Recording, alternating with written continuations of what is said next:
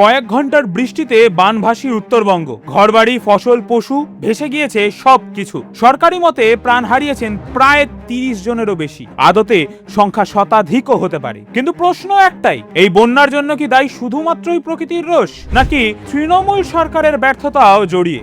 আমরাই আপনাদের জানিয়েছিলাম কিভাবে পিসি বিপর্যয় মোকাবিলার টাকা পাড়ায় পাড়ায় সমাধানে উড়িয়ে বেড়াচ্ছে। বলেছিলাম এবার থেকে আমফান, আয়লার মতন ঘূর্ণিঝড় হলে আর পাবেন না ত্রাণ, ঘরবাড়ি ভাঙলে মিলবে না সরকারি সাহায্য। উত্তরবঙ্গের বিপর্যয় সেটাই প্রমাণ করলো। আমাদের পাড়া আমাদের সমাধান প্রকল্প চালাতে হাতে হ্যারিকেন মমতার। বিপর্যয় মোকাবিলার টাকা তুলে নেওয়া হলো মমতার ভাউতা প্রকল্পের জন্য। প্রতি বছর বর্ষায় উত্তরবঙ্গের মানুষ আতঙ্কে থাকে, কবে হঠাৎ লক গেট খুলে দেওয়া হবে, কবে নদী উপচে ঘরে ঢুকবে জল। তবুও গত 10 বছরে রাজ্য সরকার কি করেছে?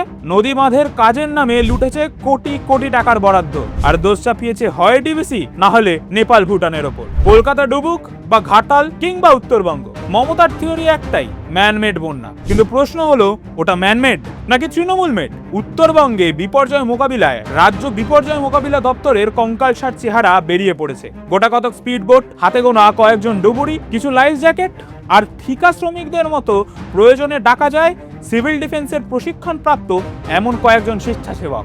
উল্লেখ করার মতো এটুকুই পরিকাঠামো রয়েছে পশ্চিমবঙ্গ সরকারের। প্রতিবারই মুখ্যমন্ত্রী বলেন কেন্দ্র সাহায্য দিচ্ছে না, কিন্তু প্রশ্ন হলো রাজ্য সরকারের নিজস্ব বিপর্যয় মোকাবিলা তহবিল কোথায় গেল? কেন উত্তরবঙ্গের একাধিক বাঁধের সংস্কারের কাজ এখনো আটকে?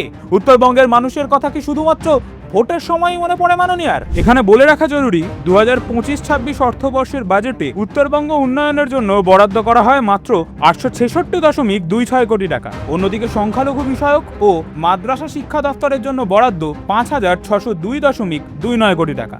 অর্থাৎ রাজ্যে মাদ্রাসায় বরাদ্দ উত্তরবঙ্গ উন্নয়নের 7 গুণ। কিন্তু এখনো অবধি রাজ্যের বন্যা পরিস্থিতি সামলাতে 1290 কোটি টাকা দেওয়া হয়েছে কেন্দ্রীয় সরকারের তরফে। তাহলে কেন্দ্রীয় বঞ্চনার তথ্য কি খাটে মাননীয়া? আদতে এই মানুষগুলো প্রকৃতির নয়, তৃণমূল সরকারের দুর্নীতির শিকার। তবে এবার সময় এসছে প্রশ্ন করার, আর কতবার ডুববে উত্তরবঙ্গ? তোলামূল মেঘ বিপর্যয়ের দায় নিতে হবে মাননীয়াকেই। বাংলাকে অপশাসনের অভিশাপ থেকে মুক্ত করতে আজই শপথ নিন।